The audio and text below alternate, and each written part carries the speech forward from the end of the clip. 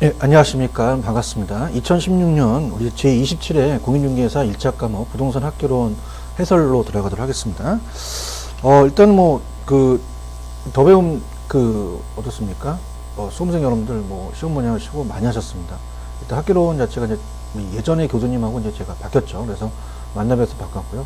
하여튼 26회, 합격하신 분들은 축하드리고, 불합격하신 분들은 또 화이팅 하셔서 다시 한번 도전하시기 바랍니다. 자, 갑니다. 자, 2016년.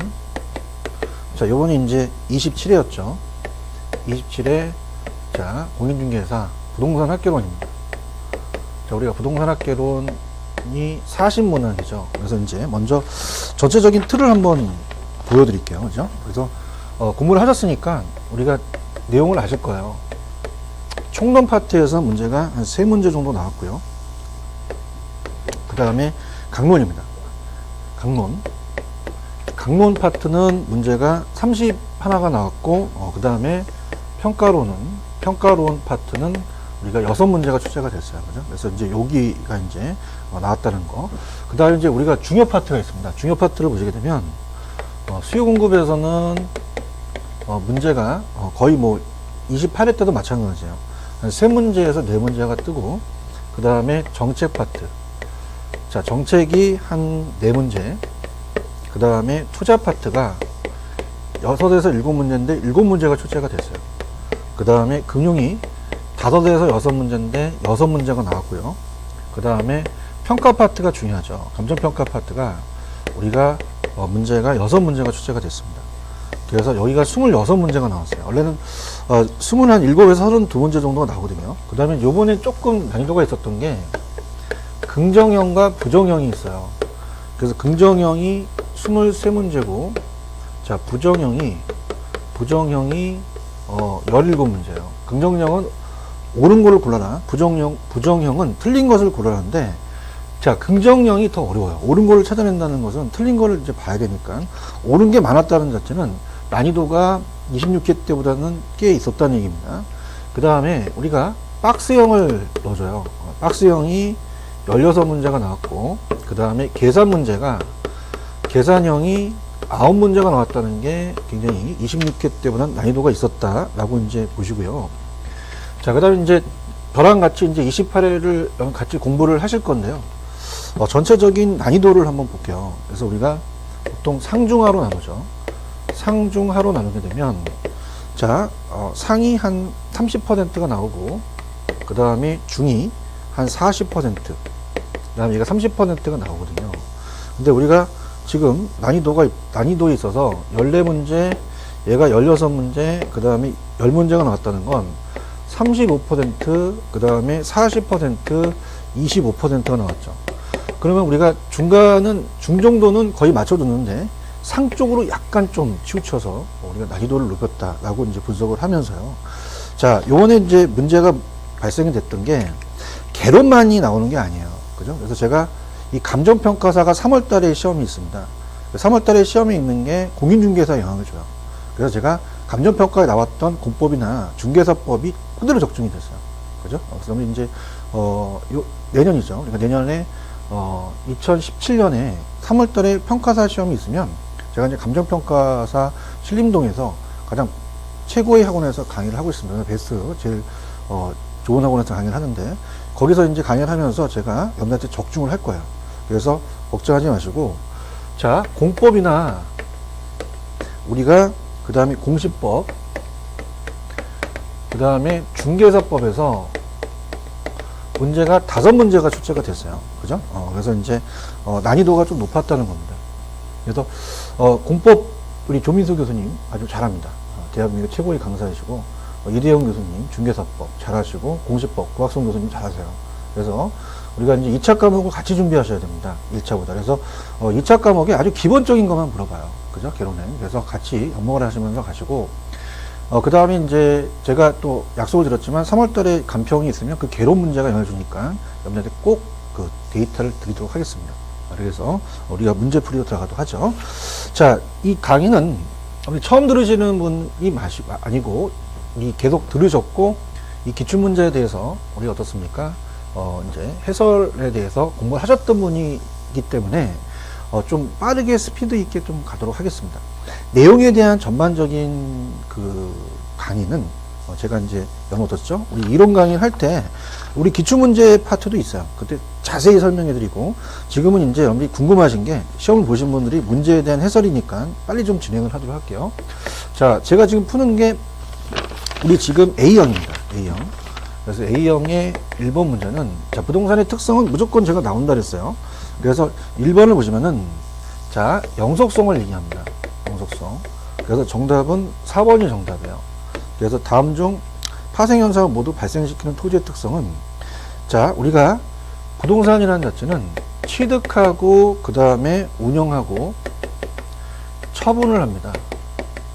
그 운영에 대한 여러분들 임대사업을 하거든요. 그죠? 우리가 토지는 오래 가기 때문에 거기서 얻는 이득이 밑에 보시면은 이제 운영이익, 자, 운영이익을 얻을 수 있고요. 그 다음에 캐피탈 게인, 처분, 시세 차익이죠. 자본이익을 얻을 수가 있다는 얘기죠. 그래서 이 두 가지를 다 얻을 수 있다는 게 오래 간다는 얘기거든요. 그래서 우리가 또 가격이 하락해도 소모되지 않는다는 건 영속성 하나밖에 없어요. 그래서 차후에 가격 상승을 기대해서 매각을 이룰 수 있고, 부동산 관리의 중요성은 장기적 배를 하다니까 우리 오래 가니까 관리가 필요하죠. 그래서 이렇게 무난하게 갔다고 보고요. 그 다음 이제 2번 문제는, 자, 이번에 정답은 2번이 정답입니다. 그래서 자, 공시법 문제를 냈는데 1번에 대한 그 내용은, 자, 여러분이 공부를 하셨지만 유지가 아니라 국어예요. 국어고, 그 다음에 2번이 정확하게 맞고요. 공법 문제인데 2번이 이제 우리 내용이 맞습니다. 그래서 공법에 대한 문제를 우리가 가끔 하나 물어봐요. 그래서 이렇게 2번이 맞다라는 거. 그래서 우리가 1번은 유지가 아니라 국어고, 2번에 용도별 건축법이 있잖아요. 우리 조민수 교수님한테 배우셨는데, 용도별 건축물의 종류에 따라서 운전학원 및 정비학원은 자동차 관련 시설이에요. 무도학원은 위락시설이죠. 이렇게 해서 나왔고요. 자, 그 다음에, 자, 3번은 지역 상호간입니다. 그래서 지역 상호간이 나오면, 자, 제가 보통 제 강의는 이제 못 들으셨지만 후보가 상을 받잖아요. 지역 상호간이 나오면 이행지가 아니라 후보지가 되겠죠. 후보지가 되고, 그 다음에 우리가 네 번째는, 자, 요게 여러분들 감정평가사 개론에 나왔던 적중했습니다. 그래서 이 도시형 생활주택이 아니라 주택 외 건축물과 그 부속도시의 주거시설로 우리가 이용 가능한 시설 등을 말한다는 것은 준주택이에요. 준주택. 그 다음에 마찬가지로 5번도 간평이 나왔던 개론 문제였습니다.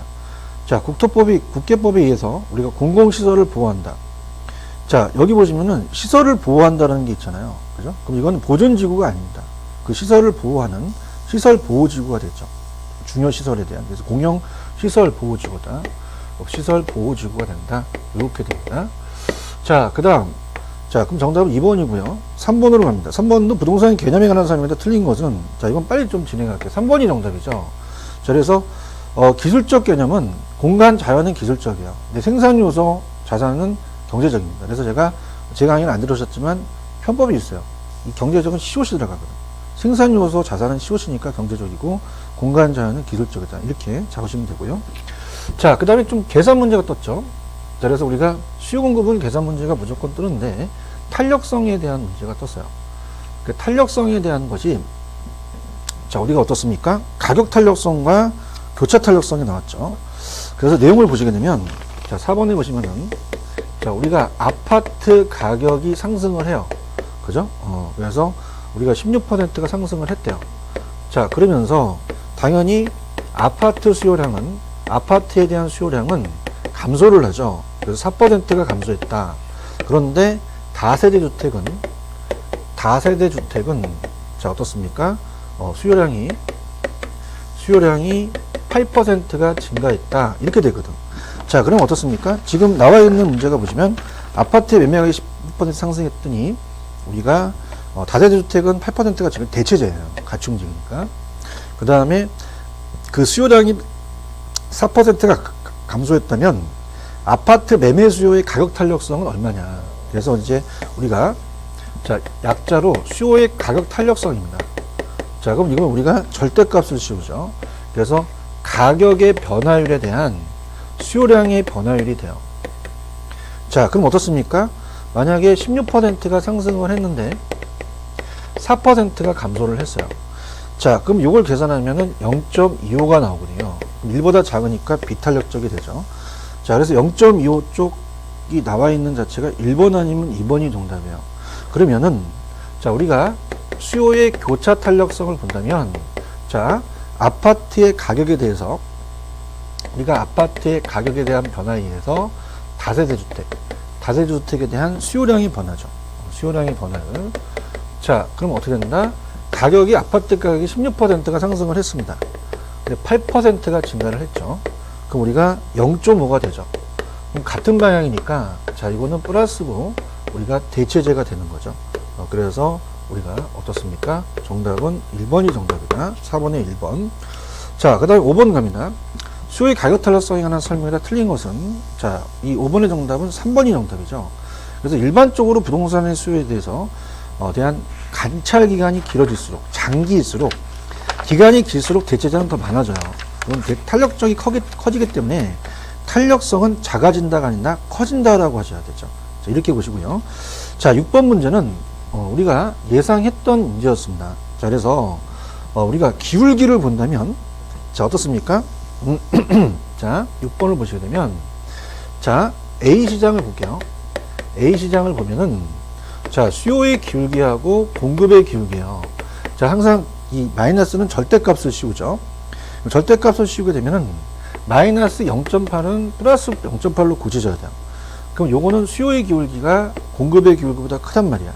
그죠? 그럼 요거는 우리가 어떻습니까? 수요의 기울기가 더 크니까 요거는 발산형이라고 배우셨죠. 발산형이다. 그 다음에 B 시장으로 갑니다. 마이너스 0.3 플러스 0.3이야. 그럼 플러스로 고쳐. 그럼 0.3, 0.3은 같잖아요. 요거는 여러분들 순환형이 됩니다.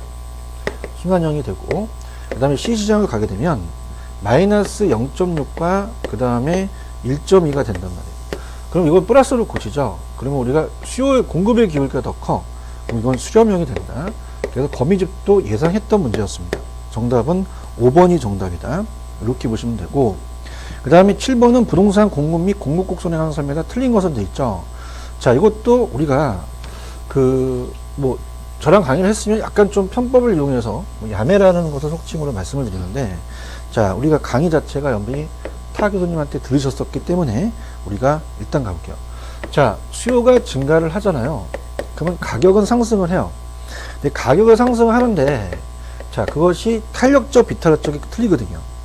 자, 공급이 탄력적일 수도 있고, 공급이 비탄력적일 수도 있어요. 그죠? 그래서 탄력적일 수도 있고, 비탄력적일 수도 있다. 그러면 탄저, 비고, 이렇게 암기하시면, 탄력적일 때는 가격이 조금 적게 상승하죠. 근데 비탄력적일 때는 많이 상승하죠. 그죠? 그래서, 비탄력적이라는 자체는 공급이 어렵잖아요. 근데 어려울수록 더 크게 상승하는데, 여기서 지금 탄력적이니까 가격은 더 작게 상승한다. 그렇게 갔어야 되죠. 7번에 1번이 정답이고, 그 다음에 8번 문제도 예상을 했던 겁니다. LQ는 무조건 뜬다라고 제가 말씀을 드렸는데, 자, 8번 문제는, 자, 약간 여러분들 이거는 요령이에요. 각 도시의 산업별 고용자 수가 다음과 같을 때, X산업의 입지계 수가 이를 초과하는 도시를 모두 고르시오. 이렇게 돼 있거든요. 자, 그러면 우리 공부하셨듯이 LQ라는 입지계수라고 하는 것은 그 지역이 올라가거든요. 지역이. 자, 그렇다면은, 자, 어떻습니까? 자, X산업에 대해서, X산업을 지금 물어봤거든요. X산업. 그래서 X산업의 지역 고용률을, 자, X산업의 전국의 고용률로 나눠요. 그죠? 그러면 요거는 어떻게 하냐면, 제가 이제 강남의 모 학원에서 라이브 특강을 했을 때 분명히 여러분들이 제가 이걸 나옵니다 이러면서 요령을 가르쳐 드렸는데, 자, 보세요. 우리가 전국은 다 같단 말이에요. 그럼 전국은 같으니까 그 도시를 가지고 봤을 때 1보다 크냐는 거지. 그럼 우리가 어떻습니까? 전국이라는 것은, 자, 전국은 얼마분의 얼마예요? 지금 우리가 3,350을, 자, 6,250을 나눈단 말이야. 그럼 얘가 차지하는 비중이 얼마냐면은, 이제 계산을 하게 되면은 53. 얼마 나와요. 그래서 53.6%가 나오거든. 그럼 여러분 생각해 보세요. A, B, C, D를 본다면, 자, 1보다 크다는 자체는 얘네들이 올라간다면 이 숫자보다는 큰 걸 선택하면 된다는 얘기예요. 그래서 자, 우리가 A 도시는 어떻게 돼? A 도시는 1000에서 400이니까 40%가 차지하잖아요. 그 다음에 B 도시는 2000에서 1200이란 말이에요. 2000에서 1200이니까 얼마야? 이거는 우리가 0.6이니까 0.4라고 하고 0.6이니까 60%란 말이에요. 그 다음, 자, 우리가 C는 어떻게 돼? C는 1150에서 X가 650이 되겠죠. 그럼 요거를 계산하면은, 자, 어떻게 떨어지냐면, 0.56 얼마가 나와요. 그래서 56.52%가 나온다는 거죠. 그 다음에 D는, 자, 얼마야? D는, 2100에 1200이잖아요. 2100에 1100. 1100을 해서, 우리가 어떻습니까? 2100으로 나누게 되면은, 자, 요거는, 한 52.38 정도 떨어진단 말이에요. 52.38. 그러면 어떻게 돼? 요게 요 퍼센트가 밑으로 가는 거죠. 밑으로. 그러면은, 자, 다 구하는 것보다, 아, 이게 나왔구나. 그럼 얘보다 숫자가 큰 걸 선택해야 되겠구나. 그럼 얘는 아니야. 얘도 아니고, 얘가 다 크자. 그래서 BC가 되겠죠. BC. 그래서 정답은, 3번이 정답이다. 이렇게 갔어야 돼요. 이렇게 가시고, 그 다음에 이제 9번 문제는, 자, 9번 문제는 어떻게 돼요? 우리가 주거 분리에 대한 설명이다. 틀린 것은, 이건 기출문제를 뺏겨낸 겁니다. 그래서 9번 문제는, 자, 우리가 고소득층 주거와 저소득층 주거지 인접해 있다. 그래서 경계 지역에 의해서, 자, 이렇게 됩니다. 우리가 경계 지역에 의해서, 자, 경계 지역에 의해서, 만약에 고소득층 주거 지역과 저소득층 주거 지역이 있다고 봐요. 그러면은, 자, 우리가 경계 지역이 있단 말이에요. 경계 지역. 여기가 경계 지역이라고 한다면, 자, 봅니다. 자, 여기 있는 애들은 고소득층과 가까워. 그럼 택시가 12시 넘으면 할증료 붙잖아요. 할증이라고 하고, 근데 얘네들은 여기와 가까워.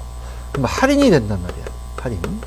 그래서 고소득층 주거 저소득층이 인접할, 자, 고소득층 주거지와 저소득층 주거 인접할 경우 경계 지역 부근에 저소득층들은 할증되지. 그 다음에 고소득층 주택은 우리가 어떻습니까? 할인이 된다는 얘기예요. 그죠? 그래서 이렇게 해서 저소득층은 고소득층과 가까이 있기 원한단 말이야. 그래서 요게 바뀌어서 나왔어요. 그죠? 그래서 기출문제였고. 그 다음에 이제 10번 문제는 어떻게 됩니까? 그럼 10번 문제의 하이라이트는 뭐였냐면, 우리가 이 지대론에서, 그래서 9번 문제는 2번이 정답이고, 자, 10번은, 자, 어떻습니까? 우리가 지금 다음 내용을 모두 설명한 지대는, 자, 이 토지를 소유한다. 소유라는 자체에 사유화를 강조한 학자는 절대지대설이에요. 절대지대설. 마르크스의. 그래서 절대지대설에서는 한계지에는, 우리가 최열등지에는 우리가 그 수입이 발생한다는 거죠. 그래서, 소유자가 토지를 갖고 있다는 독점에서 최열등지에도 발생을 하고, 비옥도는 상관이 없어. 그 다음에 토지 사유화니까 이거는 마르크스의 절대지대죠. 절대지대다. 이렇게 해서 5번이 정답이고, 그 다음 어떻습니까? 우리가 11번에서 여러분들이 얘기하고 싶은 거는 뭐냐면, 자, 부동산 시장의 효율성에 관한 설명이 다 틀린 거가 돼 있어요. 자, 우리가 약성효율 쪽 시장이란 말이에요. 약성효율 쪽 시장은, 자, 11번에, 자, 약성효율 쪽 시장에서는 어떻습니까? 자체적으로 그 과거의 역사적 자료를 분석해서, 과거를 분석하는 게 뭐라고 배우셨어요? 기술적 분석이잖아요. 그럼 기술적 분석으로는 어때요? 정상윤을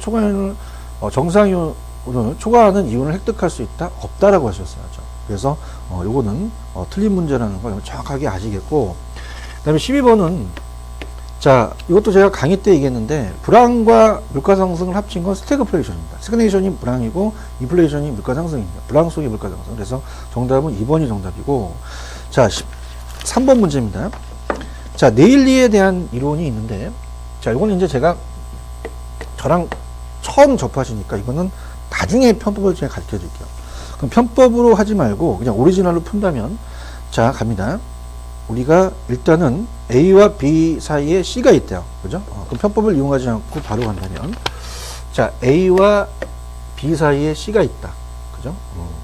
그럼 우리가 A가 있고, A는 우리가 어떻습니까? 인구가 40만 명이 있고요. 그 다음에 B는 더 크죠? 우리가 10만 명이 있다. 자, 그러면 이제 거리가 여기가 10이고요. 여기가 5다. 그죠? 그러면은 어떻게 돼요? 우리가 이 고객에 대한 흡입력은 인구 크기에 비례하고 거리 제곱에 반비례해요. 거리 제곱에. 자, 그렇다면은 우리가 A와 B의 흡입력을 볼게요. 자, 그러면 A는 어떻습니까? 인구가 40이죠. 40만 명에다가, 자, 거리가 10km니까 제곱은 100이 돼요. 그러면 4,000이 되고, 자, B도 어떻게 됩니까? 우리가 10만에서, 자, 10만에서 어떻게 돼요? 이제 5의 제곱입니다. 그럼 25가 되죠. 그럼 4,000이 된단 말이에요. 그러면 지금 뭘 물어봤냐면, 자, C가 있다. 레일리의 소매 인력을 적용할 때 C가 A, B의 구매 활동에 가는 그 유인되는 인구 규모는 얼마냐? 이렇게 돼 있죠. 그죠? 자, 그러면 봐봐요. 4,000 대 4,000이잖아. 그러면 A에 대한 거를 우리가 따진다면은, 자, A와 B를 더한 다음에 A를 보시면 되죠. 그럼 우리가 지금 8,000하고 합치면 4,000이 된답니다. 그러면 50%가 되지. 그럼 끌어당기님이 50대 50이니까 당연히 어떻게 되겠어요? 우리가 5만 명이니까 2만 5천 명, 2만 5천 명. 정답은 3번이 정답이죠. 자, 14번 문제는 여러분들 그냥 여러분들한테 거저줬다 그래야 돼. 14번 문제는 왜냐하면 개발부담금 나왔어 1번에. 그건 간접적 개입이죠. 그래서 이렇게 해서 반드시 풀어줬다고 보고요. 자, 그 다음에 15번 문제가 우리 공법 문제란 말이에요. 공법 문제를 낸 거죠. 그래서 15번 문제를 정확하게 이제 정답은 2번이 정답인데, 들어보세요. 자, 우리 도시지역의 세분화가 주거지역이 있어요. 전용 주거지역과, 우리가 어떻습니까? 일반 주거지역이라는 게 있어요. 그러면 주거지역이라는 자체는 주거지역에 어떻습니까? 우리가 이 전용이라는 자체, 전용은 양호한이라는 게 나와야 돼. 양호한. 그래서 우리가 어떻습니까? 암기기법이 전양 이렇게 외우셔라 그랬거든요. 근데 우리가 일반이라는 게 나오면 일반 주거지역은 편리한이라는 게 나와야 돼. 편리한. 그래서 편리한. 그래서 우리가 어떻습니까? 일편 이렇게 제가 암기를 하라고 그랬거든요. 그죠? 그래서 우리가 여기서는 어떻게 됐어? 여기서는 양호한이라는 게 나왔잖아요. 그럼 양호한이 나왔다면은, 자, 우리가 요거는 일반 주거지역이 아니라 제2종, 자, 양호한이 나왔기 때문에 일반이라고 하면 안 돼요. 일반이 아니라 전용 주거지역이라고 갔어야 돼요. 물론, 우리가 이 주택은 1종은 단독이고 2종이 공동이야. 그럼 여기서 공동이니까 2종은 맞죠? 그래서 2종인데 일반이 아니라 전용이다. 그래서 전양 이렇게 외우세요. 전양. 그래서 전은 양호한. 그래서 나오고 그 다음에 어떻습니까? 일편, 일반은 편리한 이렇게 나와야 된다. 그래서 그렇게 해서 우리 또 다시 한번 암기해 주시고, 그 다음에 16번은 제가 요거는 감정평가사 문제였어요. 적중이 됐죠. 아예 감정평가를 뺏겨버린 거예요. 공인중개사 기출문제 우리 이 출제원이. 그래서 우리가 16번의 정답은 분양가 상한제에서 틀린 것은 5번이 정답이에요. 자, 주택법령상 사업주체가 일반인에게 공급하는 공동주택 중 공공택지에서 공급하는 도시형 생활주택은 분양가 상한제를 적용되지 않습니다. 그래서 5번이고, 그 다음에 17번 문제 갈게요. 자, 정부가 시행 중인 부동산 정책에 관한 설명 중 옳은 것은 이렇게 되어 있어요. 자, 우리가 공동주택은 무조건 제가 국장이라 그랬어요. 국장. 그래서 공동주택 누가 결정공시하냐? 국장, 국토교통부 장관. 그래서 얘가 기억 들어가니까 기억이에요. 이렇게 했거든요. 그래서 그렇게 해서 보시고요. 그 다음에 이제 이 국장은 공동주택 가격을 공시하기 위하여 공동주택 가격을 산정할 때는 국장의 의견을 들어야 된다? 아니죠. 국장이 어떻게 국장의 의견을 들어요? 공동주택의 그 소유자와 그 밖의 이해관계자의 의견을 들어야 되고요. 자, 이번 문제는 기출이 됐던 문제입니다. 토지 선매는 선매자한테 강제로 수용하는 게 아니라 협의 매수를 해요. 그래서 이거 틀렸고요. 그 다음에 3번 문제는 간평에 나왔던 개론의 이 공인중개사법이 나왔어요. 그래서 부동산 거래신고는 매매계약을 체결한 경우 잔금 지급이 아니라 계약의 체결일로부터 우리가 60일이 낸다. 그 다음에 4번은 자, 후분양이 앞에 나와야 돼. 자, 이 후분양이라는 건 짓고 팔거든. 다 지어서 분양을 하니까 건설업자가 어떻게 돼요? 짓고 파니까 자금이 딸려. 그래서 공급이 감소하고 주택시장이 위축될 가능성이 큽니다. 그래서 건설업자가 직접 조달해야 하는 자금도 더 많으므로 사업부담이 증가된다. 이렇게 갔어야 되고요. 자, 5번이 나온다고 제가 분명히 얘기했어요. 그래서 우리가 5번은 제가 찍었던 문제입니다. 준공공임대주택은 10년이 아니라 8년이거든요. 8년 이상을 임대할 목적으로 취득한다. 요거 이렇게 가시고요. 그 다음에 이제 18번 문제는 정답은 우리가 4번이야. 재투자 수익률로 본다면 여러분들이 공부를 하셨지만 순형가법은 재투자 수익률이 자, 재투자에 대한 수익률을 봤을 때 재투자에 대한 그럼 재투자 수익률을 요구 수익률로 가요. 자, 요구 수익률은 외부적인 기회비용 예상 나오지니까 재투자한다는 것은 우리가 현실적이죠. 근데 내부 수익률법은 자, 내부 수익률법은 당연히 내부 수익률로 할인을 해요. 자, 그러면 얘는 어떻습니까? 우리가 그 내부 자체가 수익률이 나빠지면 다시 재투자한다는 것은 비현실적이거든요. 그래서 우리가 항상 제가 순역가법이 더 합리적이다 이렇게 암기를 하시라고 그랬거든요. 그래서 그렇게 해서 우리가 4번이 틀렸고요. 자, 19번 문제는 저만 주장하는 게 아닙니다. 전체 교수님들이 다 주장하죠. 틀렸어요. 그래서 이거는 19번 문제는 무조건 이의 신청을 받아줄 겁니다. 그래서 지금 정답은 우리가 몇 번으로 발표가 됐냐면 3번인데 정답 없음으로 처리될 가능성이 커요. 정답 없음으로. 자, 이것도 이제 지렛대 효과의 계산 문제가 분명히 제가 뜬다고 그 계산 문제까지 찍어 드렸어요. 자, 그래서 부동산 투자의 레버리지 효과, 자기자본 수익, 레버리지 효과가 지렛대 효과에 대해서 옳은 것을 모두 고르죠. 자, 타인 자본을 이용해서 위험 부담이 커져. 그러면은 레버리지 효과를 활용되면 위험이 감소하는 게 아니라 위험이 증가한다고 봤어야지. 그 다음에 이제 니은번도 맞다고 하는데 니은번이 틀린 지문이에요. 그죠? 왜냐하면 자, 우리가 자기자본 수익률을 구하는 식이 있어요. 자기자본 수익률. 그래서 이거는 무조건 제가 뜹니다. 계산 문제 꼭 하세요 했는데 어머 적중이 돼버린 거야. 근데 이 출제원이 완전히 실수를 해버렸어요. 이 부채 비율을 대부 비율로 착각한 거예요. 그래서 우리가 이 자기자본 수익률은 총 자본 수익률, 총 자본 수익률에다가 더하기 이제 종합 수익률이라고 하거든요. 그래서 지렛대 효과다 보니까 자, 총에서 저당 수익률을 빼줘서 여기다가 부채 비율을 곱한단 말이에요. 부채 비율을. 자, 그러면은 총 자본 수익률이 우리가 몇 퍼센트예요? 10%고 얘가 10%고 얘가 8%니까 2%만큼 플러스가 된 거여서 부채 비율이 50%라는 건 뭐냐면 자, 우리가 어떻습니까? 타인 돈이 100원이면 내가 200원 투자했다는 거 2분의 1이라는 거죠. 이게 0.5가 되는 거야. 그죠? 반 되는 거야. 만약에 이게 400%라면 4배거든요. 그럼 0.5가 되니까 반이니까 1%가 되니까 11%가 돼야 되지. 그래서 틀린 거예요. 그러면 12%가 되려면 착각을 한 게 대부 비율이라고 해서 맞죠. 대부 비율이 만약에 50%면 나도 50이니까 1이 되니까 2가 되니까 이거 착각했어요. 이건 굉장히 큰 오류예요. 이건 난리 났습니다. 지금. 그래서 이거는 부채 비율을 대부 비율로 착각해버린 거죠. 이런 실수를 해버린다는 거예요. 그래서 제가 봤을 때는 정답 처리를 다 해줄 거라는 겁니다. 그래서 걱정하지 마시고 이거 틀리신 분들은 좀 여기 기다려보세요. 그 다음에 자, 부의 레버리지 효과가 있어요. 부의 레버리지 효과가 발생할 경우 부채 비율을 낮춰서 우리가 정의 레버리지 효과를 전환할 수 있다?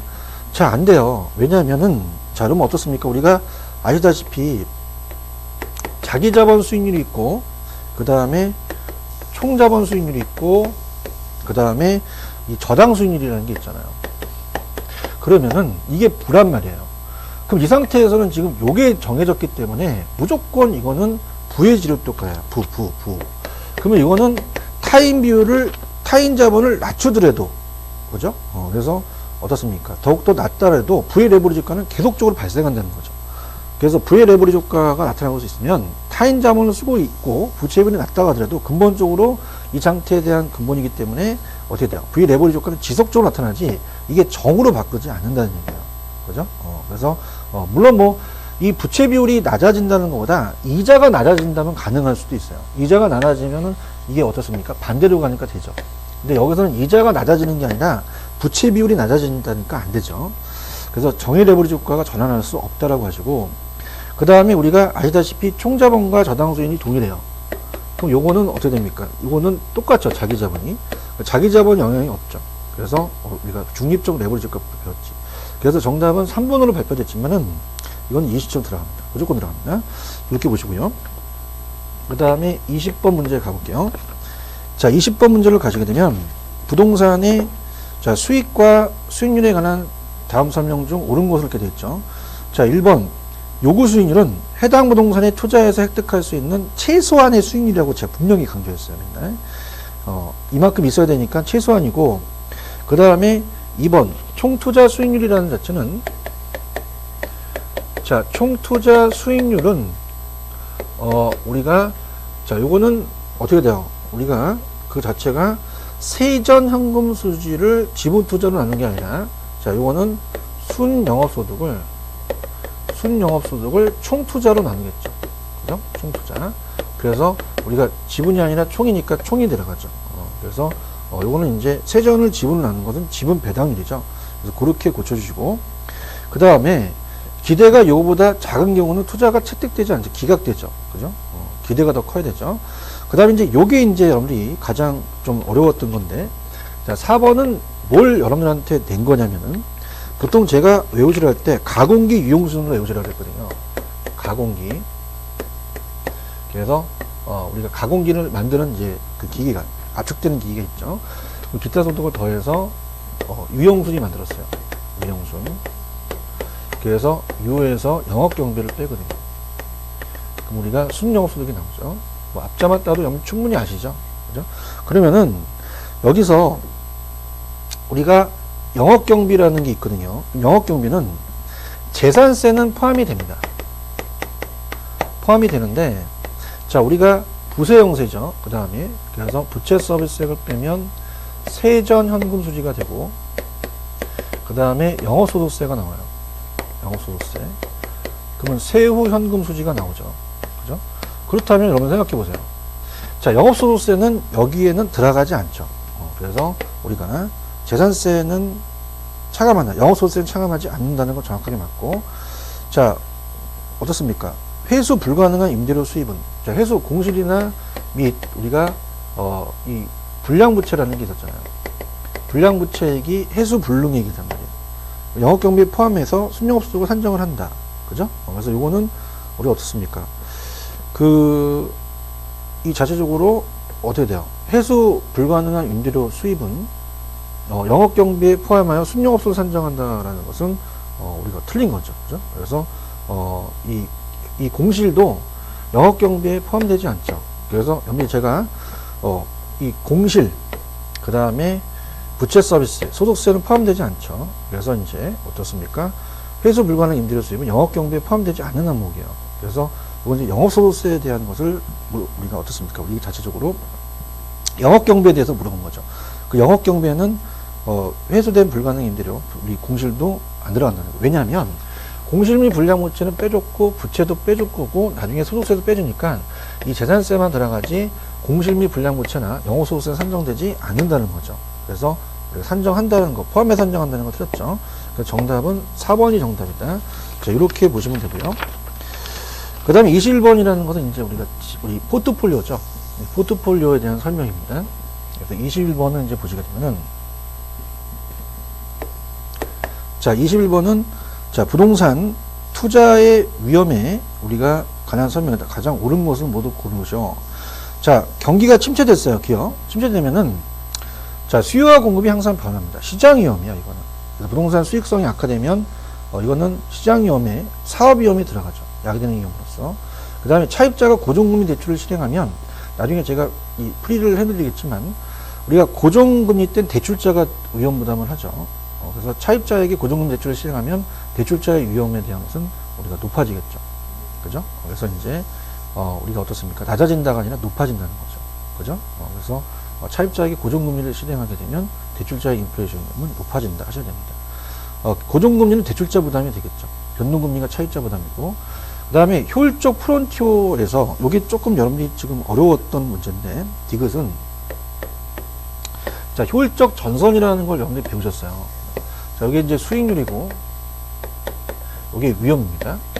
그래서 효율적 프론티어가 효율적 전선이에요. 추가적인 위험을 감소하지 않으면 수익을 증가시킬 수가 없다. 자, 우리가 어떻습니까? 자, 위험 회피형을 얘기하면서 동일한 위험에서는 가장 높은 수익률을 결정합니다.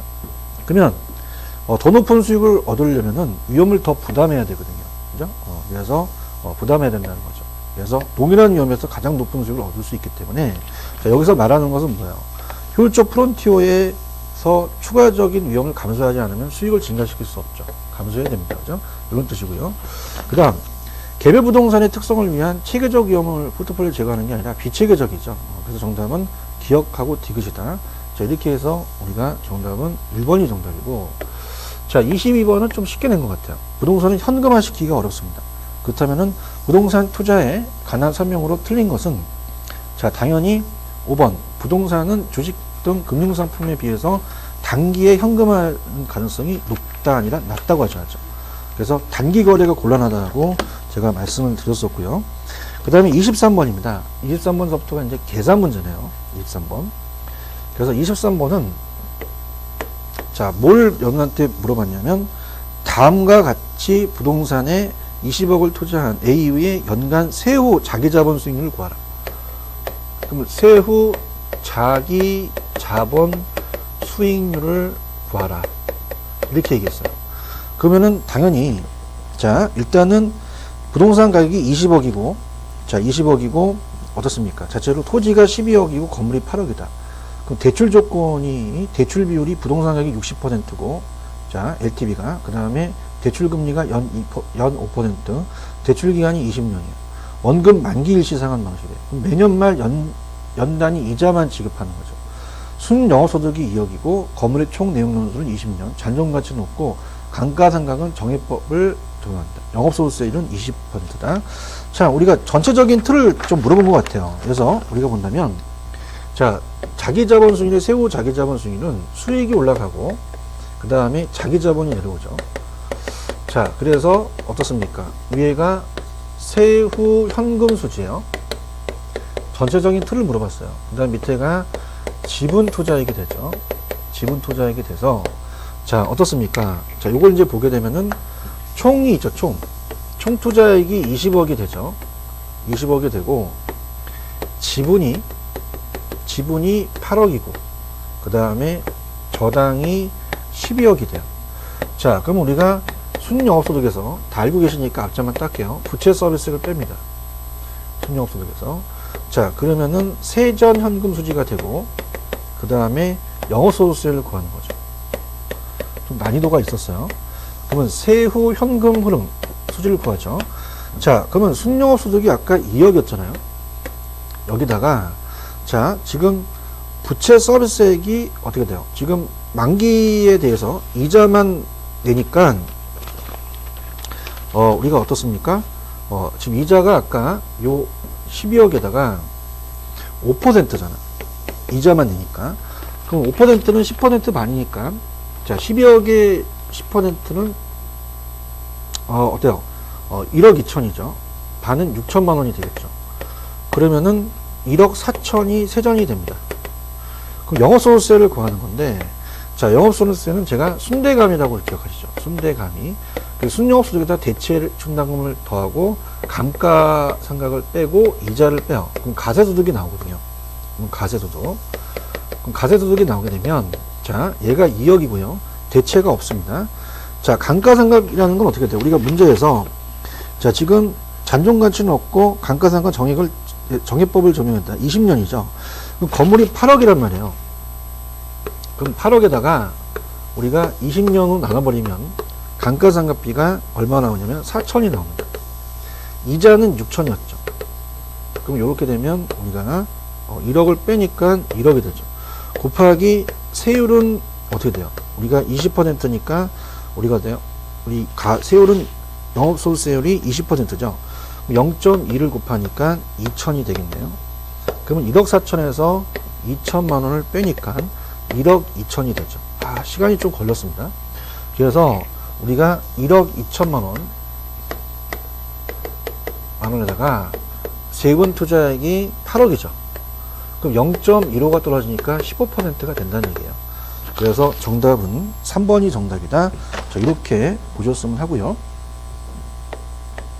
자, 그 다음.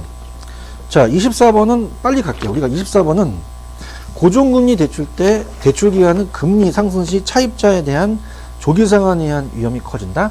아니죠. 우리가 배우셨지만은 고정금리일 때는 금리 상승이 아니라 금리가 하락 시, 그죠? 시장이자의 하락 시 저당이 더 크니까 우리가 우리가 이렇게 되면 우리가 시장 이자를 봤을 때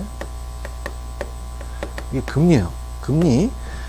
금리가 하락했을 때죠. 하락했을 때가 지가 빌린 대출 금리가 저당 이자율이 크기 때문에 대출 금리가 더 크기 때문에 조기 상환을 하는 거죠. 조기 상환. 자, 그래서 요거는 우리가 정확하게 26회 때 놨던 거를 또 냈어요. 그죠? 그래서 거의 다시 또 출제가 됐다고 봐야 됩니다. 그래서 고정금리 대출을 시행한 대출 기간은 금리 상승기가 아니라 하락기에 차입자의 조기 상환에 의한 위험이 커진다. 그래서 금리가 하락했을 때, 시장이 하락했을 때 조기 상환 위험이다. 자, 그렇게 보시면 돼요. 그 다음에 이제 25번으로 간다면, 25번으로 간다면, 우리가 시장 가격이 얼마야? 5억이고, 시장 가격이 5억이고, 그 다음에, 이거 두 가지입니다. 봐봐요. 요거는 순영업소득이라는 거와 부채 감당률이 된 거는 상가라는 게 나왔단 말이야. 자, 상가는 요거는 상업용 부동산을 얘기합니다. 상업용 부동산. 자, 상업용 부동산을 얘기하기 때문에 여러분 어떻습니까? 이거는 부채 감당률과 LTV예요. 자, LTV라는 것은 loan to value죠. 그래서 L을 V로 나눈다. 이렇게 제가 암기하시라 그랬어요. 그래서 이게 대출 금액이고 부동산 가치거든요. 그럼 5억에서 LTV가 몇 %야? 지금 LTV가 대부분이 60%죠. 그러면 요거는 3억까지 대출해 줄 수 있다는 거죠. 근데 이거와 이것 중에서 낮은 걸 선택해야 된다는 거예요. 그럼 우리가 부채 감당률을 이용한단 말이에요. 부채 감당률. 자, 부채 감당률은 제가 순투부라고 암기하시라는데 순영업소득을 부채 서비스액으로 나눕니다. 자, 그래서 순영업소득을 부채 서비스액으로 나눠요. 자, 부채 서비스액이라는 자체는 우리가 대출 가능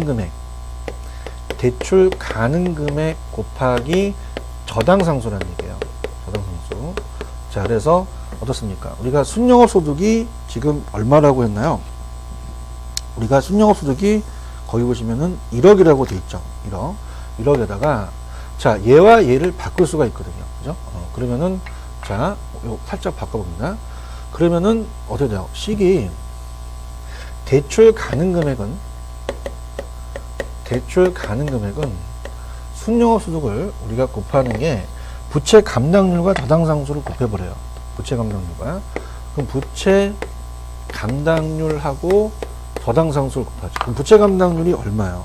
부채 감당률이 지금 2라고 돼 있죠. 그러면 승인을 해줍니다. 1보다 크니까. 저당상수가 얼마예요? 저당상수가 0.2라고 돼 있죠. 그럼 이게 0.4가 나오거든요. 그럼 이걸 계산하면 2억 5천이 떨어집니다. 2억 5천만 원. 자, 그러면 이거 작은 금액이죠. 근데 기존의 대출이 얼마 있었어요? 기존의 대출이 1억이 있었단 말이에요. 그러면 대출할 수 있는 것은 1억 5천만 원이 되는 거죠. 그래서 정답은 2번이 정답이다. 자, 이렇게 가시고요. 그 다음에 26번을 갑니다. 자, 26번을 가지게 되면, 우리가 이 대출 상환 방식에 관한 설명은 좀 옳은 것에 되어 있어요. 자, 원리금 상환 방식입니다. 자, 원리금 상환 방식은, 자, 여러분이 배우셨듯이 원리금이 균등해요. 원리금이 균등합니다. 그럼 원리금이 균등하니까, 자, 보세요. 원리금이 균등하더라. 그러면 우리가 당연히 상환될수록 이자가 줄죠. 그럼 초기에 이자가 많고 점점 줄어듭니다. 그러면 첫 문에 원금이 적다가 원금은 늘어나죠. 그래서 초기 상환이 이자 비중이 높다는 걸 물어보거든요. 그러면 우리가 어떻습니까? 매기 이자 상환 감소한 만큼 원금 상환은 증가한다는 건 정확하게 맞죠. 그 다음에 원리금이 균등하고, 그 다음에 잔액이 우리가 점점 준다는 거죠. 이자가 주니까. 그 다음, 그러면 우리가 이 자체적으로 그 원리금, 원금 체증식이라는 게 있죠. 그래서 어떻습니까? 원금은 원리금에 비해 전체 대출기간 만료 시 누적 원리금 상환액이 작죠. 그죠? 그래서 우리가 어떻습니까? 작다고 하셔야 되고, 대출 실행 시점에서 DTI는 대출 실행 시점에서 이제 DTI는 원리금에 대한 얘기네요. 그래서 얘는 체증 상환 방식이 원리금보다는 더 작다고 하셔야 됩니다. 그래서 어떻습니까? 그래서 그런 식으로 이제 우리가 보시면 되고, 대출금을 조기 상환하는 경우는 원리금에 비해, 원리금 방식에 비해 원금이 상환액이 더 크게 아니라 작겠죠. 그래서 보시고, 그 다음에 체증식은 대출 잔액이 지속적으로 증가하고, 그죠? 또 다른 상환 방식에 비해 이자 부담이 크죠. 자, 그래서 이건 이렇게 한번 보세요. 자, 우리가, 자, 요거는 요렇게 한번 보세요. 저한테 강의를 안 들으셨지만은, 자, 이런 식으로 생각하시면 됩니다. 이런 식으로. 자, 우리가 요게 원리금이라고 한다면, 자, 원리금 균등상환 방식은 원리금이 균등해요. 그 다음에 체증식을 그세요. 체증식은 처음엔 적게 놨다가 많게 내고요. 그 다음에 원금 균등상환 방식은 처음에 많죠. 원리금, 체증식. 그 다음에 요거를 이제 야매로 잔금이라고 할게요. 남아있는 것은 체증식 상환이 제일 많습니다. 그 다음에 원리금이고, 그 다음에 원금이 제일 적게 남거든요. 자, 그러면 체증식이 제일 많이 남는다는 건 납부해야 될 이자가 많다는 거죠. 그죠? 잔액이만큼. 그래서 원리금, 원금. 잔액이 제일 작은 건 원금입니다. 그래서 이번에 원금은 원리금에 비해서 전체 대출기간 만료 시 누적 원리금 상환액은 더 크다가 아니라 작다고 하셔야죠. 왜냐하면 빨리 갚아버리니까. 그죠? 그 다음에 대출 실행 시점, 우리가 DTI라는 자체는 원리금을 얘기하거든요. 체증식이 원금에 항상 더 작고요. 자, 조기 상환을 합니다. 그럼 원리금에 비해 원금이 상환액이 더 작게 남죠. 작게 남, 잔액이. 체증식은 대출 잔액이 지속적으로 감소하는 게 아니라 증가하죠. 그래서 다른 상환 방식 비해 이자 부담도 크겠죠. 납부해야 될 크니까. 이렇게 가시면 되고. 그 다음에 27번은 무조건 뜬다 그랬어요. 우리가, 여러분들이 아시다시피 니츠죠, 니츠. 그래서 부동산 투자회사 법령상 부동산 투자에 관한 설명으로 틀린 것. 자기관리는 설립자본금이 3억이 아니라 5억이라는 거죠. 이건 무조건 예상을 했던 겁니다. 그래서 우리가 정답은 2번이 정답이고. 자, 28번 갑니다. 자, 28번을 가시면은, 자, 어떻습니까? 우리가 프로젝트 금융에 관한 설명이다. 틀린 것은 돼 있죠. 그래서 이거는 3번이 정답이에요. 3번. 자, 그래서 프로젝트의 금융과 자금은 건설회사 또는 시공회사가 자체 계좌를 통해서 직접 관리하는 게 아니죠. 대주단위 합니다. PF는 위험해요. 그래서 굉장히 위험도가 크기 때문에 대출기간이 위험을 줄이기 위해서 자, 빌려준 대주단에 의해서 관리를 합니다. 그래서 얘네들이 위탁 계좌를 관리를 해요. 이 관리를 해서 에스크로 계정을 설치하기 때문에 시공회사나 건설회사가 직접 자금 관리한다는 건 무조건 틀린 거죠. 자, 이렇게 염두를 보시면 됩니다. 그 다음에 이제 29번이 상당히 좀 어려웠죠. 그래서 29번이 여기서는 이제 가장 난이도가 높았다라는 부분이에요. 그래서 자, 우리가 이제 내용을 본다면, 자, 2년 전에 연초 1월 1일에 받는 주택담보대출에 대한 것을 대환을 이제 고려하고 있습니다. 그래서 A가 대출로 2년차 말에 대안을 통해 얻을 수 있는 이익의 현재 가치는, 이거 어렵습니다. 자, 기존 대출의 조건이 어떻게 돼요? 1억이고 이자율이 연 4%. 그 다음에 만기 10년의 원금 만기 시 상환 조건. 원금은 상환 잔액이 없기 때문에 어떻습니까? 그 자체적으로 그냥 원금에다가 이제 곱하면 돼요. 만기 시 상환. 그래서 매년 말 연 단위 이자 지급. 조기 상환 수준은 1% 잔액에. 신규 대출 조건은 대출 금액 기존 대출의 잔액이고 이자율은 연 3%고 만기 8년 원금 만기 시 상환 조건. 매년 말 연 단위 이자 지급. 지급 수수료 대출 금액이 1%. 8년간 연금의 현재 가치는 3%, 연봉리 7. 이거는 진짜 개인적인 문제였어요. 그래서, 자, 보세요. 재밌는 건데, 자, 기존 대출이 있어요. 그럼 기존 대출이 우리가 1억입니다. 1억이어서, 자, 연 4%고, 그 다음에 10년입니다. 그 다음에 매년이죠. 그 상태에서 우리가 이자를 내야 되고요. 그 다음에 조기 상환 수수료가 있어요. 조기 상환 수수료가 1%죠. 그러면 이거를 2년째 돼서 우리가 신규 대출을 받아요. 그럼 신규 대출을 받게 되면은, 자, 당연히 1억을 받겠죠. 그러면은 이 기존 대출을 상환해야 됩니다. 기존 대출을 상환해야 되죠. 상환해야 되고, 그 다음에 어떻습니까? 상환액이 1억이고 다시 신규 대출 하죠. 그 다음에 얘는 4%예요. 그 다음 3%죠. 3%고 8년이고요.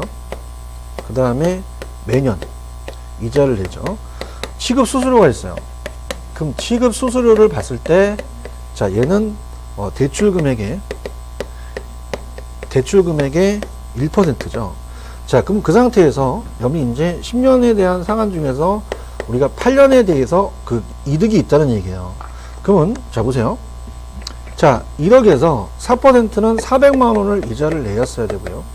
그 다음에 자, 1억에서 어떻습니까? 우리가 3%니까 300만 원이에요.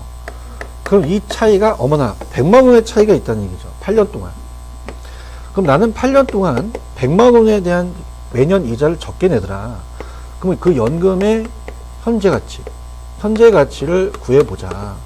그럼 매년 내는 게 연금이라면 연금의 현가계수를 땡기는 거죠. 현가계수를. 자, 그럼 어떻습니까? 우리가 100만 원이라는 연금이 있으면, 자, 8년에 대해서 현가계수가 7이에요. 그럼 700만 원이 되거든요. 700만 원이 되는데, 자, 보세요. 우리가 조기상환 수수료를 1% 냈다는 얘기예요. 조기상환 수수료를. 그럼 1% 냈다는 것은 100만 원을 냈고, 그 다음에 또 신규할 때 대출에 대한, 신규에 대해서 취급 수수료가 1%니까 100만 원이고. 자, 그러면 요 200만 원을 빼야 된다는 거죠. 그럼 700에서 200만 원을 빼니까 실질적으로 나에 대한 이득은 500만 원을 획득했다는 거죠. 정답은 3번이 정답이다. 자, 이렇게 보시면 되고요. 자, 그 다음에 이제 다른 것들은 이제 계산을 다 끝났으니까, 자, 500만 원이 3번 정답이고, 30번. 자, 다음은 설명 중에서 해당하는 부동산 관리 방식에서 어떻습니까? 자체적으로, 소유자의 의사 능력 및 지휘 통제력이 발휘되고, 기업의 기밀 유지 유리하고, 업무에 대한 행위에 안일화를 초래하기 쉽고 전문성이 낮은 건 직접 관리죠. 정답은 5번이고요. 자, 이것도 쉽게 찾아냈을 때 있던 문제고, 그 다음에 자, 지금 31번을 보시게 되면, 자, 31번을 보시면은 어떻게 돼요? 민간이 개발해서 시설의 소유권을 준공합니다. 준공은 빌드거든요. 그 다음에 이거를 동시에 공공에 기속합니다. 트랜스퍼입니다. 기속. BT까지는 맞아요. 근데 이거를 민간시설관리운영권을 가지고 공공을 그 시설을 임차한다는 게 있어, 마지막. 그럼 임차가 있기 때문에 이건 오퍼레이터보다는 리스로 봐야 돼요. 그래서 BTA 되는 거죠. 그 정답은 5번이 정답이다. 자, 32번은 공법 문제입니다. 그래서 제가 단독주택, 다세대주택 등이 밀집한 지역에서 정비 기반시설과 공동 이용시설의 확충을 통해서 주거환경을 보존, 정비, 개량하기 위한 시행하는 사업은, 자, 이거는 그대로 어떤 사업이냐면 주거 환경 관리 사업이에요. 그죠? 그래서 정답은 우리가 1번이다. 그래서 공법 문제를 낸 거고요. 자, 33번은 이제 마지막 대사 문제가 이제 2문제 정도가 나오는데, 자, 이거는 영업 경비 비율을 냈어요. 그래서 우리가 영업 경비 비율, 가능 총소득에 대한 영업 경비 비율. 자, 영업 경비 비율은 가능 총소득이 내려가죠. 그래서 가능 총소득에다가 영업경비를 넣는 거죠. 자, 그러면 우리가 가공기 유용순이잖아요. 그러면 우리가 가능총소득을 봤을 때, 가능총소득은 연 500만 원에다가 60호가 되니까, 자, 요거는 3억이 떨어져요. 3억. 가능총소득이 3억입니다. 그럼 공실을 빼야 돼. 자, 공실이 10%야. 그럼 3천을 빼야 되죠. 그러면 우리가 기타 소득은 없으니까 뭐가 나오겠어? 기타는 없고, 우리가 유효가 나오겠죠. 그럼 유효 총소득이 우리가 2억 4천이 된다는 얘기예요. 자, 그러면서 어떻게 된다? 바로 우리가 10%를 빼느니 여기다가 그냥 0.9, 90%를 해도 나와요. 그럼 2억 7천에다가 영업경비를 빼면은 순영업소득이 돼요. 자, 그러면은 참 여기서 열받은 게, 자, 영업경비라는 자체가 우리가 어떻습니까? 여기서 영업경비를 빼게 되면 순영업소득이 나오는데, 영업경비를 지금 모른단 말이야. 근데 순영업소득은 얼마야? 순영업소득은 2억 1천이에요. 그러면은, 자, 우리가 100원에서 10원 빼면 90원이 되면은, 100원에서 90원을 빼면 10원이 된단 말이야. 그럼 2억 7천에서 2억, 자, 1천을 빼게 되면 6천이 되잖아요. 그럼 6천을 뺐다는 얘기예요, 여기서. 그러면 영업경비가 6천이라는 얘기죠. 그래서 6천만 원에다가 3억을 나눠버리면 되는 거예요. 그럼 0.2가 되니까 20%가 되죠. 그래서 정답은 3번이 정답이다. 자, 마케팅도 그냥 줬어, 여러분한테. 자, 어떻습니까? 우리가, 포피믹스에서 아파트 단지 내 차연 친화적 실개청을 설치하는 건 제프 프로덕이고, 부동산 중개업자 적극 활용하는 건 유통용 프레이스고, 분양가, 적정 분양가를 선택한다는 것은 가격 프라이스고, 그다음 주택 청약자한테 대상 경품 초청하는 것은 판매 촉진이 되겠죠. 이렇게 보시고요. 그 다음에 35번은, 자, 감정평가에 관한 규칙에 시장가치라는 게 있어요. 그래서 시장가치는, 자, 우리가 이 35번의 정답은 2번인데, 나중에 제가 글을 올릴 겁니다. 시장가치, 한정된 시장이 아니라 통상적인 시장이에요. 통상적인 것을 고쳐주고, 성립될 가능성이 있는 대상 물건의 최고액이 아니라 성립될 가능성이 가장 높다고 인정되는 거입니다. 그 다음에 36번은 제가 선지표 후계치를 했죠. 4번에 가시면 지역 분석이 먼저 나오고 개별이 나와야 돼요. 그래서 지역보다는 개별이 먼저 하는 게 아니라 지역이 먼저 나온다. 자, 37번은 약간 좀 안 나왔던 가중평균인데 그렇게 어렵지 않아요. 자, 다음에 자료를 활용해서 우리가 그 시장가격 조정을 통해 구한다. 그러면 어떻게 된다? 거래 사례에서 시장가액은 1억 2천, 1.2억. 조정 비용을 통한 구상된 시장가액이 이건 원가 방식이에요. 위에가 거래 사례가 비교 방식, 임대를 통한 것이 수입 방식이죠. 그러면 우리가 가중치를 봤을 때, 자, 우리가 1.2억 이렇게 해서 곱해요. 1.2에다가 몇 퍼센트를 곱하냐면은 1.2가 이제 거래 사례니까 비교 방식이 50%예요. 그 다음에 우리가 1억 1천, 1.1억에다가 자, 이 조성 비용이니까 이건 어떻게 된다? 원가 방식이라는 거죠. 원가 방식은 얼마야? 우리가 0.2, 20%니까 20%가 되고, 그 다음에 우리가 임대료를 통한 그 시상가액이 1억이라는 것은, 자, 이거는 수입 방식이에요. 30%가 되죠. 그러면 이건 억으로 나왔기 때문에 그냥 1.2를 50%로 곱해버리세요. 그럼 0.6억, 저 6천이라는 뜻이죠. 1.2를 0.2로 곱하면 0.22억이 나오죠. 자, 1억을 30%로 0.3을 이제 곱해버리면, 자, 요거는 0.3이 되죠. 그냥 요거를 더하시면 돼요. 0.6, 0.2, 0.3. 그러면 우리가 1.12억이 되겠죠. 1억 1,200이라는 뜻이죠. 이렇게 해서 계산하시고, 그 다음에 이제 요거, 그럼 정답은 몇 번이야? 이거 4번이 정답이죠. 그 다음에 38번은, 자, 어떻습니까? 그 다음은 임대료의 감정평가법의 종류에 대한 것이다. 자, 기초가격에다 기대율을 곱해요. 그 다음 임대사례 비교법은 니은에 보시면 이걸 비준임료라고 하고, 그 다음 밑에 나와 있는 디귿번은 수익임료는 순수익을 필요적임을 더하는 건 수익분석법이에요. 그래서 정확하게 38번의 정답은 우리가 1번이 정답이다. 자, 39번의 정답은 어떻게 돼요? 부동산 가격 공시에 대해서 우리가 이의가 있는 자는 개별 공시과 결정 공시로부터 60일 이내가 아니라 30일 이내죠. 자, 이거는 우리가 굉장히 쉬웠던 문제고, 그 다음에 국장은 표준지 가격을 산정할 때 그 타당성에 대해서 행정자치부 장관의 검증을 받아야 된다? 그런 규정은 없어요. 그 다음에, 자, 국장은 일단의 공동주택 중에서, 아니죠. 자, 이거는 3번에 보시면은, 단독주택이죠. 단독주택. 이건 26회 때 떴던 걸 또 보면 됐어. 단독주택에서 표준주택이 나온 거죠. 주택이. 그래서 공동주택이 아니라 단독주택이라고 고치랍니다. 단독주택 중에서 선정된 표준주택에 대해서 매년 공시일 현재 적정가격을 조사평가한다. 그 다음에 4번 문제는, 자, 우리 시장군수구청장은 공시기준 이후에 토지의 분할 발병이 발생할 경우 7월 1일을 기준으로 하는 게 아니라 대통령이 정하는 날이에요. 자, 요거는 우리가 어떻습니까? 대통령이 정한 날이 기준으로 돼 있거든요. 그래서 부동산 가격 공시 및 감정평가에 관한 법이 바뀌었어요. 부동산 가격 공시에 관한 법률이 따로 갑니다. 그래서 우리가 이 제17조 제4항에 보시면 시장군수구청장은 공시기준 이후에 토지의 분할 합병이나 또 들어갔어요. 건축물의 신축 등에 발생할 건은 대통령이 정하는 날을 기준한다고 되어 있습니다. 그래서 우리가 지금 바뀌기 전에도 대통령이 정하는 날이거든요. 그것이 이제 우리가 시행령에 의해서 뭐 1월 1일서부터 5월 30일까지는 뭐 단독주택 같은 경우는 그해 6월 1일, 6월 1일서부터 12월 30일까지의 단독주택은 1월 1일로 되어 있거든요. 그래서 7월 1일 날 하면 안 돼요. 자, 이것은 대통령이 정하는 날 기준한다. 이렇게 해서 고치시고요. 그 다음에 정답은 5번이 정답이죠. 그래서 동 법령에 따라서 공시한 공동주택 가격은 주택시장이 가격 정보를 제공하고 그 지방자치단체, 국가지방자치단체 등의 기관이 과세 업무 관련해서, 자, 이건 무조건 제가 뜬다 그랬어요. 공동은 과세가도 관련이 됩니다. 가격 정보도 되고 과세. 그래서 개별 주택과 같이, 그래서 주택가 산정하는데 기준이 됩니다. 그래서 정답은 5번이 정답이다. 자, 그 다음에 이제 마지막 문제는 제가 그 강남에서 지금 강의를 하는데 이건 찍었어요. 여기 감칙에 대한 제8조를 제가 찍었습니다. 절차에 해당하지 않는 거.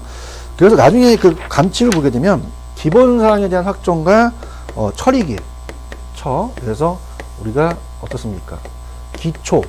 기초를 어떻습니까? 기초를 다지자. 기초를 다지자. 그래서 이렇게 해서 평평, 이렇게 해서 간평 이렇게 나와서 쭉 이렇게 우리가 나오거든요. 그래서 이걸 기본적인 사항 이렇게 쭉 순서가 나오는데, 이건 나중에 이제 말씀드리지만, 이 지금 나와 있는 상황에서 이 감정평가의 절차에 해당하지 않는 것은 어떻습니까? 이 감정평가의 의뢰는 안 들어갑니다. 감정평가에 대한 의뢰라는 것은 여기에 들어가지 않아요. 그래서 감정평가의 절차에 해당하지 않죠.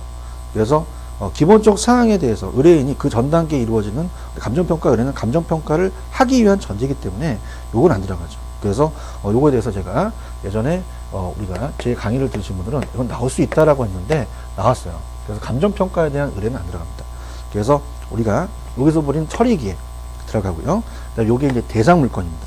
그 다음에 자, 간평이 있는데 뒤에 간평은 감정평가 하면 선정 및 적용과 결정 및 표시 들어가요. 그래서 이제 의뢰는 들어가지 않는다. 이렇게 보십니다. 자, 그래서 정답은 1번이고요. 그래서 조금 아쉽습니다. 뭐 제가 강의를 세부적으로 간다면 한 2타입은 나눠서 강의를 할 수 있어요. 근데 아무리 이제 이 강의는 새로 들으시는 분이 아니라 우리가 27회 공부를 하셨던 분들이 들어야 하는 거기 때문에 처음에 들으시는 분들은 나중에 기출문제에서 제가 다시 천천히 다루도록 하고요. 또 만약에 또 관심이 있으신 분은 제가 기출문제 지금 같이 해설을 해놨습니다. 그래서 같이 교환을 보시면서 같이 보시기 바랍니다. 자, 지금까지 수고하셨습니다. 감사합니다. 고맙습니다.